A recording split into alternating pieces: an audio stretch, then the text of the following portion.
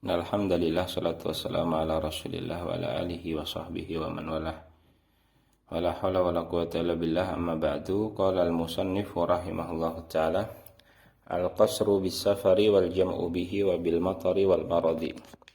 Qasar dikarenakan safar, jamak dikarenakan safar, ataupun karena hujan ataupun karena sakit.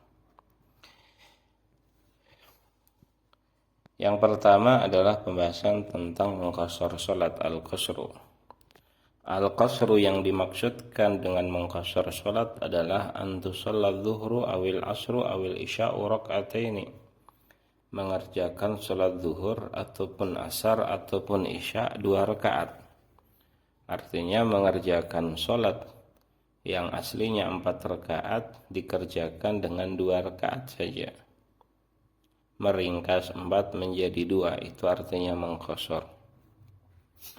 Wa huwa, dan mengqashar itu jaizun diperbolehkan lil musafiri faqat, bagi orang yang safar saja. Artinya alasan satu-satunya diperbolehkan mengqashar adalah safar.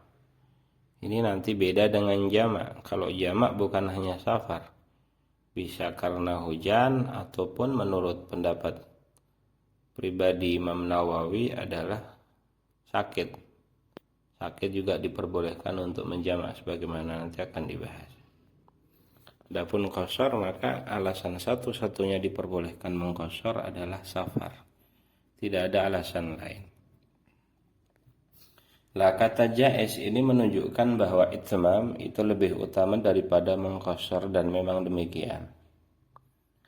Hanya saja terkadang mengqashar lebih utama daripada itmam, daripada melengkapi 4 rakaat. Semisal pertama, kalau safarnya jaraknya 3 marhalah. Ini 3 marhalah ini lebih baik untuk mengqashar. Kenapa? Karena Imam Abu Hanifah dalam jarak seperti ini mewajibkan untuk mengqashar. Babnya namanya bab mura'atul khilaf. Ini. Atau semisal mendapati dirinya tidak nyaman dengan rukhsah mengqashar, ini justru lebih baik kalau dia mengqashar. Dan juga kondisi-kondisi lain, ada 2 kondisi lain, semisal mungkin ragu-ragu terhadap dalil diperbolehkannya mengqashar dan lain sebagainya. Bi ahada asyara syartan, dengan 11 syarat. Artinya kebolehan untuk mengqashar salat itu disyaratkan 11 syarat. Yang pertama, ayakuna safaruhu marhalataini. Jarak safarnya 2 marhalah. 2 marhalah itu yaumaini mu'tadilaini. Artinya ya selama 2 hari perjalanan atau 2 malam perjalanan dengan perjalanan yang sedang. Lah, hitungan ini hanya P saja, bukan PP ya. Jaraknya P saja, berangkat saja atau pergi saja, bukan PP ya. Wa qaddara dzalika bil misahah, kalau diukur pakai jarak sekitar 8 wa 40 milan hasyimiyatan, kurang lebih 48 mil Hashimi. Sedangkan mil itu ada 4000 langkah. Ya, 4000 langkah. Biayak sidadalika wa in lam yablughu. Artinya apa? Dia mentargetkan pergi ke daerah yang jaraknya seperti itu. Artinya tidak harus menunggu sampai jarak seperti itu baru diperbolehkan untuk mengqashar. Misalnya orang mau pergi ke Jakarta. Jakarta tentunya secara jarak sudah memenuhi syarat. Lah, diperbolehkannya mengqashar tidak mesti harus sampai Jakarta terlebih dahulu. Yang penting dia ketika safar itu tahu bahwa jaraknya itu sudah sampai jarak diperbolehkan untuk mengqashar, dan dia posisinya sudah keluar dari daerah, maka sudah diperbolehkan untuk mengqashar. Misalnya kalau dari Boyolali ya sudah sampai Solo, mau tujuannya mau ke Jakarta, ya sudah diperbolehkan baginya untuk mengqashar. Nah, ini yang pertama. Wa ayakuna mubahan, safarnya adalah safar yang mubah. Bi an lam yakun muharraman, bukan safar yang haram. Wa in kana makruhan, meskipun statusnya safarnya makruh. Yang penting tidak haram lah. Contoh safar makruh apakah safarihi wahdahu? Seperti ketika dia safar sendiri. Safar sendiri kan dalam beberapa nas hadis kan dilarang. Ini menunjukkan kemakruhan. Adapun kalau haram fala qasra fi safaril maksiyah, tidak sah mengqasar untuk safar maksiat. Safar maksiat itu apa? Wa huwa ma ansha'ahu maksiatan min awwalihi. Yang memang sejak awal tujuan safarnya untuk bermaksiat. Orang pengen ke Jakarta untuk judi, pengen ke Jakarta untuk transaksi riba misalnya. Seperti itu namanya safar maksiat. Atau apa itu bahasa lainnya al-asi bi safarihi. Ya. Au ma ansha'ahu ma'siyatan min awwalihi aw qalbuhu ma'siyatan ba'da an ansha'ahu li ghairiha. Atau tujuan awalnya itu bukan maksiat lalu dibalik diubah menjadi tujuan maksiat. Tujuan awalnya untuk berdagang, di pertengahan jalan berubah pikiran diganti tujuannya untuk berjudi misalnya. Nah, ini namanya al-asi bi safarihi fi safarihi.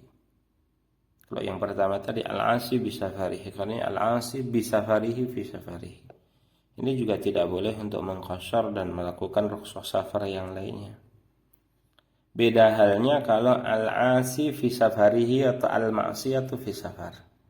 Yang mana tujuan safarnya mubah, hanya saja dia khilaf melakukan kemaksiatan di pertengahan safar, maka itu tetap diperbolehkan untuk mengqasar. Yang selanjutnya wa ilmuhu bi jawazil qasri. Dia tahu bahwa qasar itu diperbolehkan. Falau ra'an nasa yaksuruna faqasara ma'ahum jahilan bi jawazi lam tasihha sholatuhu. Kalau lihat orang-orang mengqasar lalu ikut-ikutan mengqasar padahal dia enggak tahu kalau qasar itu boleh, maka salatnya dianggap tidak sah. Wa niyatuhu iyahu indal ihram, niatkan mengqasar ketika takbiratul ihram. Takbiratul ihram misalnya sholli fardhu zuhri qasran misalnya. Aw ma fi ma'nahu, atau yang semakna dengan qasar. Kasolatil musafiri sholli fardhu zuhri salatal musafiri misalnya. Atau sholli fardhu zuhri rak'atain misalnya. Itu harus diniatkan ketika takbiratul ihram. Wa dawamu safari ila tamamis shalah. Artinya kondisinya masih dalam kondisi safar, masih tetap dalam kondisi safar sampai sholat selesai. Falau wasalat safinatuhu ila ma la yajuzu lahul qasru fihi aw syakka hal wasalat. Kalau misalnya dia safarnya pakai kapal, lah kapalnya sudah berlabuh ke daerah, ke pelabuhan misalnya, sedangkan dia tinggalnya di sekitar pelabuhan. Artinya begitu sampai di pelabuhan itu sudah sampai di daerah dia. Atau ragu-ragu kapalnya sudah sampai apa belum ini, sampai ke tempat di mana dia tidak boleh lagi mengqasar atau belum. Yang seperti ini maka dia harus sholat digenapkan 4 rakaat. Awal iqamah, atau di pertengahan sholat dia meniatkan untuk mukim, atau maka dia wajib untuk itu menggenapkan 4 rakaat. Wa alla yaqtadiya bimutimin fi juz'in min sholatihi, tidak bermakmum di belakang orang yang sholat 4 rakaat. Fi juz'in min sholatihi, meskipun itu di sebagian sholatnya saja, artinya tidak sejak awal. Soalnya dia ada orang sholat, dia bermakmum di belakangnya. Bermakmumnya mulainya di rakaat yang terakhir misalnya. Ternyata orang tersebut sholatnya sholat 4 rakaat, maka dia wajib ikut sholat 4 rakaat. Ya itu. Wa in dhannahu musafiran, meskipun dia mengira imamnya itu musafir. Artinya dia bermakmum dengan seseorang misalnya di masjid pinggir jalan, bermakmum dengan seseorang dengan asumsi orang tersebut musafir. Ternyata kok habis 2 rakaat kok dia bangun, maka si makmum tadi harus ikut bangun melengkapi 4 rakaat, tidak boleh salam mencukupkan dengan 2 rakaat. Wa alla yaqtadiya bimashkukin fi safarihi, tidak bermakmum di belakang orang yang masih diragu-ragukan kesafarannya, dia itu musafir apa bukan. Artinya kalau kita bermakmum di belakang orang, kita ragu-ragu ini imamnya ini musafir apa tidak. Nah ini. Maka kalau kita bermakmum di belakangnya meskipun kita kondisinya musafir, maka kita harus tetap sholat 4 rakaat. Karena ada kaidah fikih berbunyi seperti ini, ar-rukhsatu la tunatu bisyak. Rukhsah itu tidak boleh dilakukan ketika sebabnya masih diragu-ragukan. Ini. Nah, wa in bana musafiran qasana, meskipun nanti pas dia ihramnya masih kondisi ragu-ragu, ini orang musafir apa bukan. Meskipun terbukti ternyata orangnya musafir dan mengqashar salat, maka si makmum tadi tetap harus mengenapkan 4 rakaat. Nah, berbeda halnya walau dhannahu musafiran wa syakka fi niyyatihil qasra. Berbeda halnya kalau dia mengira itu memang musafir, sejak awal asumsinya ini imam musafir. Cuma dia ragu-ragu imam ini mengqashar apa tidak mengqashar ya. Wa nawahu, lalu dia nekat meniatkan untuk mengqashar. Au allaqa niyatahu, atau dia menggantungkan niatnya dengan mengatakan dalam hati in qashara qashartu. Kalau nanti si imam mengqashar, aku ikut qashar. Qashara in qashara. Nah, maka nanti kalau imamnya ternyata mengqashar, dia diperbolehkan juga untuk mengqashar. Ini. Wa ayaksida mawdi'an ma'luman. Artinya tujuannya itu jelas. Awalan, sejak awal tujuannya jelas. Bi ayya'lama anna masafatahu marhalatan. Dia tahu bahwa tujuannya itu secara jarak sudah memenuhi 2 marhalah. Walau ghaira muayyan, dan meskipun tidak definitif tempatnya pleknya di mana. Bi'an kana ma'luman bil jihati faqat, artinya tempat arah umumnya saja dia yang sudah maklum. Misalnya, saya mau safar ke Jawa Timur. Meskipun Jawa Timurnya mana, itu dia belum tahu. Nah, tapi secara arah sudah jelas dan secara jarak dipastikan itu sudah memenuhi jarak qashar, itu sudah cukup. Ini. Wa yataharraza amma yunafi niyatal qasri, menghindari hal-hal yang bertentangan dengan niat qashar. Dalam catatannya kan niyatil itmam, misalnya dia meniatkan untuk itmam. Wa alla yashukka fiha, tidak ragu-ragu sudah niat qashar apa belum. Kalau ragu-ragu maka dia harus itmam. Wa ayyakuna safaruhu li gharadin sahih, ya. Perjalanan yang dia lakukan itu untuk tujuan yang dibenarkan. Kal haji wat tijarah, seperti misalnya safar untuk haji atau untuk berdagang. La tanazzuhi wa ru'yatil biladi wa tanaqquli fiha, bukan sekedar untuk liburan atau travel ya, atau apa itu istilahnya jalan-jalan. Nah, ini fatanazzuh, karena jalan-jalan ataupun refreshing itu tidak sah dijadikan sebagai tujuan yang mendorong seseorang untuk bersafar. Nah, jadi seperti ini. Wa yashihu kaunuhu gharadan hamilan 'alal uduli min qasrin ila tawil. Ini perlu dijelaskan. Tadi kan disebutkan bahwa tujuannya ini yang jelas. Yang jelas itu maksudnya ya untuk semisal haji atau berdagang. Kalau dia safar jauh hanya sekedar untuk jalan-jalan, untuk sekedar refreshing, tamasya saja, maka itu tidak boleh untuk mengqashar. Karena tamasya itu tidak sah dijadikan alasan untuk safar. Ya, meskipun itu boleh dijadikan sebagai alasan untuk berpindah dari safar yang pendek ke safar yang jauh. Nah, ini penjelasannya gimana? wa yashihu kaunuhu ghardan hamilan 'alal udul min qasrin ila tawil. Misalnya gini. Misalnya mau safar ke suatu daerah, ada dua akses jalan. Yang pertama jalannya pendek, yang kedua jalannya jauh. Yang pertama itu belum sampai jarak qashar, sedangkan jalan yang kedua itu sudah memenuhi kriteria qashar. Maka jalan yang pendek itu mungkin ya pemandangannya biasa-biasa saja, tapi jalan yang jauh itu pemandangannya elok, pemandangannya indah. Maka dia diperbolehkan untuk memilih jalan yang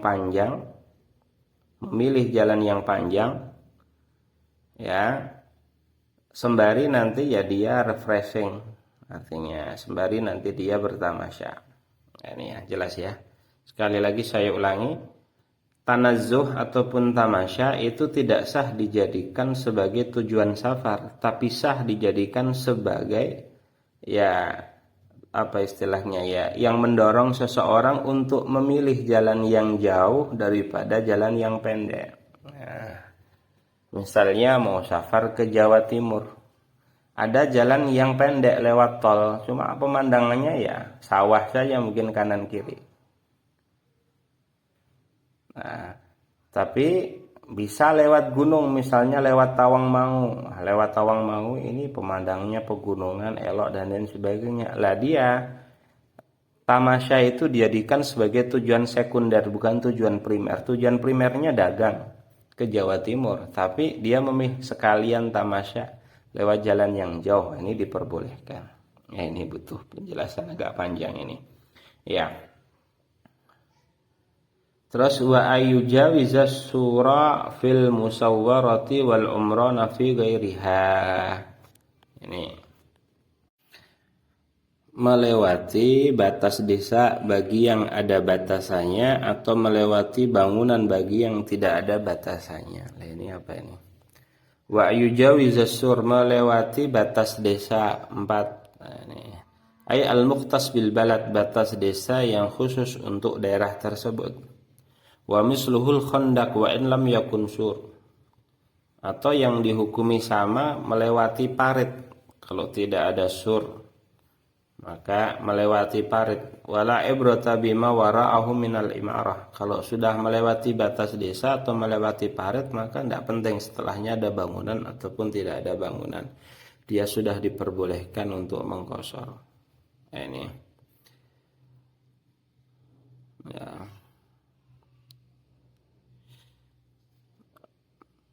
Wal umran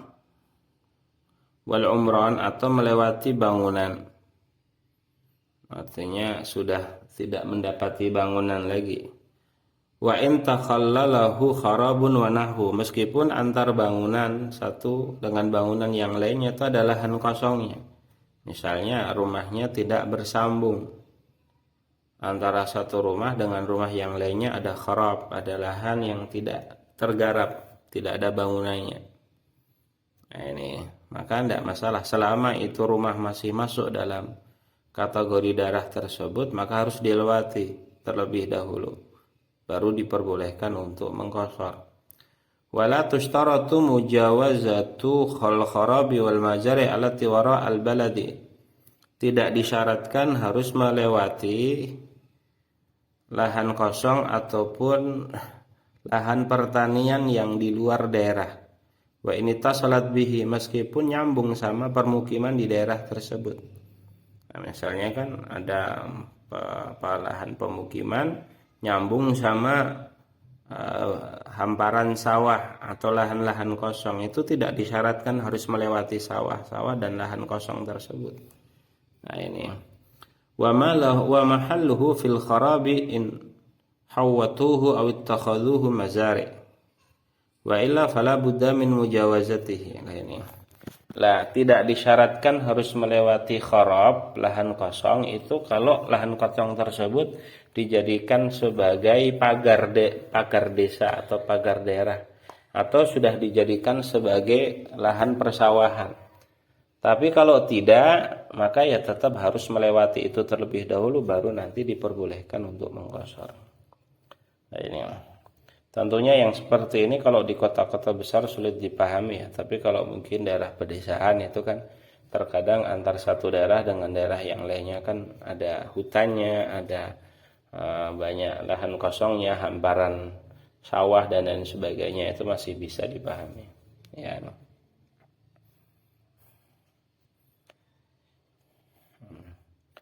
Itu lah, ada yang menambahkan ini mana ada lanjut ya. Al jam'u bisafar, jamak tadi kosor, sekarang jamak ya. Jamak karena safar. Kalau jamak ini dibolehkan dengan 3 alasan. Yang pertama safar, yang kedua mator, dan yang ketiga al-marad. Itu ikhtiarnya Imam Nawawi, nanti disebutkan ya.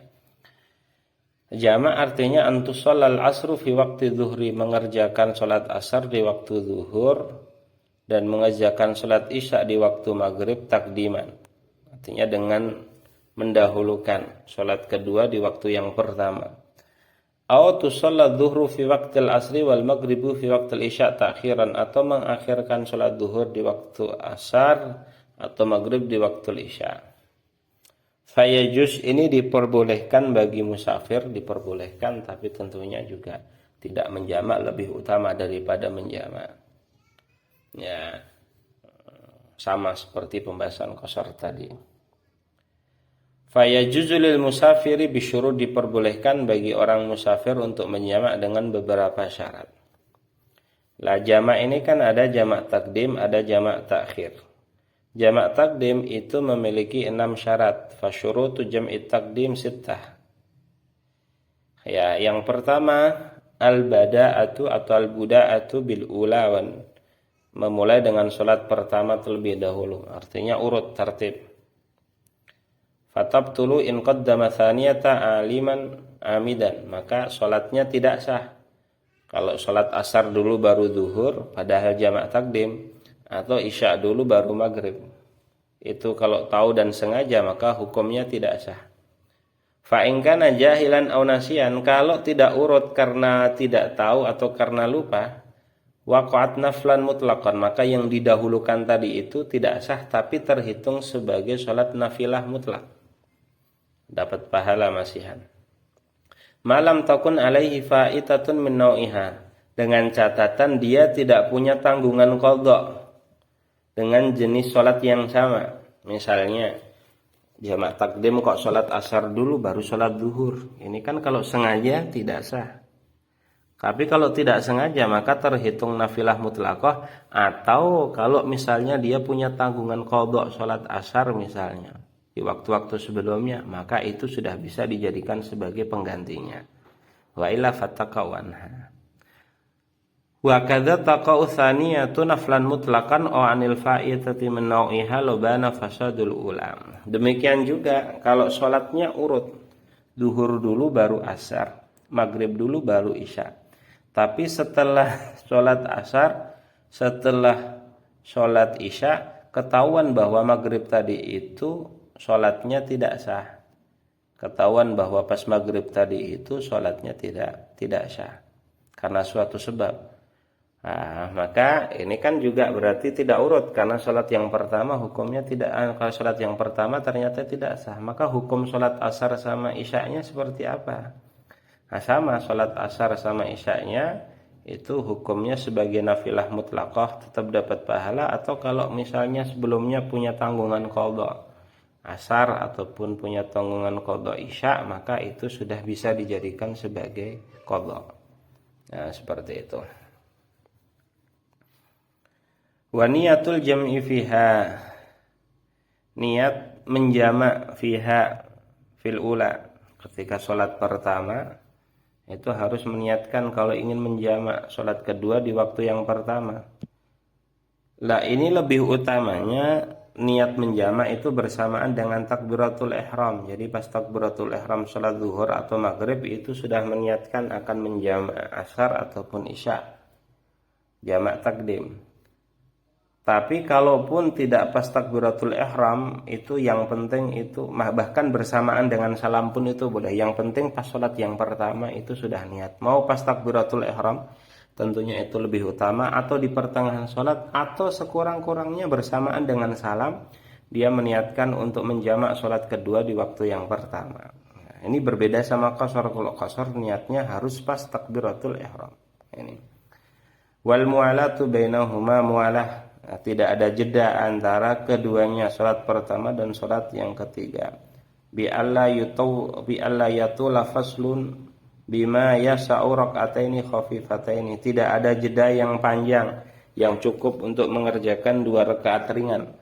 Fala yadhurru aqallu min dalik. Tapi kalau tidak sampai sedurasi itu maka tidak mengapa. Ka wudu'in wa tayammum, misal wudu, di jeda wudu, di jeda tayammum, talabin khafifin, atau mencari sesuatu dalam waktu yang tidak lama, walau ghairu muhtajin ilaihi, meskipun ya tidak menghajatkan sesuatu tersebut, yang penting tidak lama-lama, tidak sampai durasi 2 rakaat ringan. Ya, wa yusalli qabliyat adz-dzuhri, ya, urut-urutannya kalau mau rawatib ya, berarti sholat qabliyah zuhur dulu, baru sholat zuhur, baru sholat asar, baru nanti ba'diyah zuhur, baru nanti sunnah asar atau qabliyah asar. Nah, ini. Terus syarat berikutnya wadawamul udri ila tamamil ihrami bitsaniyah. Artinya uzurnya masih tetap ada sampai nanti dia takbiratul ihram sholat yang kedua.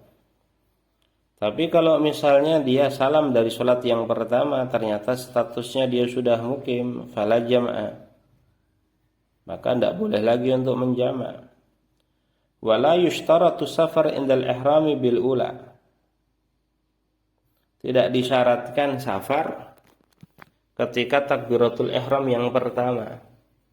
Falau ahrama biha fil iqamati tsumma safara fanawa kafa. Nah ini loh. Nah, ini kan kalau dia takbiratul ihramnya masih dalam kondisi mukim, lalu dia safar dan sebelum sholat pertama selesai dia sudah meniatkan untuk menjamak, itu cukup. Nah, ini kan bisa dibayangkan kalau misalnya safarnya misalnya pakai kapal. Jadi sholat pertama pas takbiratul ihram, pas zuhur misalnya Allahu Akbar, lalu sholat zuhur, itu posisinya dia masih berada di daerah dia, belum diperbolehkan untuk menjamak. Tapi seiring dengan berjalan, seiring dengan berjalannya kapal, ya, ternyata sebelum selesai sholat yang pertama, dia sudah masuk area di luar daerahnya, karena kapalnya kan berjalan. Maka dia baru niat untuk menjamak, maka itu diperbolehkan nanti. Ini surahnya bisa dikasih ilustrasi seperti itu kalau safarnya misalnya pakai pakai kapal misalnya. Jadi pas sholat pertama masih di daerah itu, tapi belum selesai, tapi kapalnya terus berjalan, sehingga sebelum selesai sholat yang pertama dia meniatkan untuk menjamak karena posisi kapal sudah keluar dari daerahnya, maka itu diperbolehkan. Ini walau alam taswirnya mungkin seperti itu. Wa dhannu sihhatil ula, diprediksikan sholat yang pertama itu sah. Ini fatakhruju sholatul mutahayyirah. Ini mutahayyirah ini dalam kasus istihadah ya nanti. Ini wal ilmu bi jawazil jam'i, tahu kalau jamak itu diperbolehkan. Falau ra'an nasa yajma'un fajama'a jahilan bi jawazi lam yasihha. Kalau lihat ikut-ikutan saja orang kok pada menjamak sholat, dia ikut-ikutan menjamak padahal dia tidak tahu kalau hukum menjamak itu boleh, maka tidak sah. Nah, ini. Wa syurutu jam'i ta'khir isnan. Ada. Tapi tadi ada keterangan tambahan ya. Dilihat nomor 7 tadi, nomor 8 ya. Syurutu jam'u taqdim sittah tadi belum dibaca. Wa zada ba'dhum sabi'an, ada yang menambahkan syarat yang ketujuh, lam yartadihi Ibnu Hajar, tapi tidak disepakati oleh Ibnu Hajar. Wa huwa baqa'u waqtil ula, artinya masih tersisa waktu yang pertama. Wa alaihi yadurru dukhulu waqti tsaniyah qabla faraghiha la ala qaul Ibnu Hajar. Artinya kalau belum selesai melakukan sholat yang pertama kok waktunya sudah habis, waktu pertama sudah habis, sudah memasuki waktu yang kedua, maka enggak boleh untuk menjamak. Ini tapi Ibnu Hajar tidak menyepakati syarat yang ketujuh itu. Adapun syarat jamak takhir itu ada dua. Yang pertama niyatuhu qabla khuruji waqtil ula. Meniatkan untuk menjamak takhir sebelum waktu yang pertama habis. Artinya meniatkan untuk melaksanakan sholat zuhur di waktu asar sebelum habis waktu sholat zuhur. Meniatkan mengerjakan maghrib di waktu isya sebelum keluar waktu sholat maghrib. Ini ya. Walau biqadri rak'atin inda Ibnu Hajar. Kata Ibnu Hajar, yang penting waktu yang tersisa dari sholat yang pertama, dari waktu sholat yang pertama itu masih tersisa waktu ya. Seandainya untuk mengerjakan satu rakaat itu sudah cukup. Ini kata Ibnu Hajar. Misalnya satu rakaat membutuhkan 1 menit. Dan ini waktu zuhur hampir keluar, sisa 1 menit saja. Maka diniatkan untuk menjamak di waktu itu masih dibolehkan, kata Ibnu Hajar.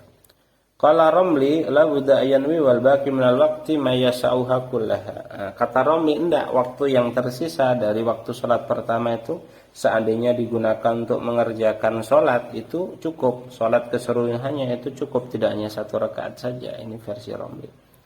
Wa dawamul udri ila tamami tsaniyah. Masih ada uzur sampai sholat yang kedua selesai. Falau aqama fi asna'i tsaniyah, kalau misalnya di pertengahan sholat yang kedua dia sudah mukim, baik dengan niat mukim atau misalnya kapalnya sudah berlabuh sedangkan dia tinggal di sekitar pelabuhan. Maka ya ini tidak sah jamaknya, tapi ya kalau tidak sah jamaknya di sini artinya adalah sholat yang pertama itu statusnya dianggap sebagai qadha. Karena kan itu jatuh di luar waktunya. Tapi tidak berdosa ya. Nah, terus al-jam'u bil matar, menjamak karena hujan. Ini pas hujan ini ya. Menjamak karena hujan. Al-jam'u bil matar kal jam'i bis safar. Jamak karena hujan sama dengan jamak karena safar. Lakinnahu la yajuzu illa taqdiman faqat. Bedanya kalau jamak matar hanya boleh jamak takdim saja. Kenapa? Li'anna istidamatal matari laysat ilal musalli. Karena keberlangsungan hujan itu tidak bisa diprediksikan oleh orang yang sholat.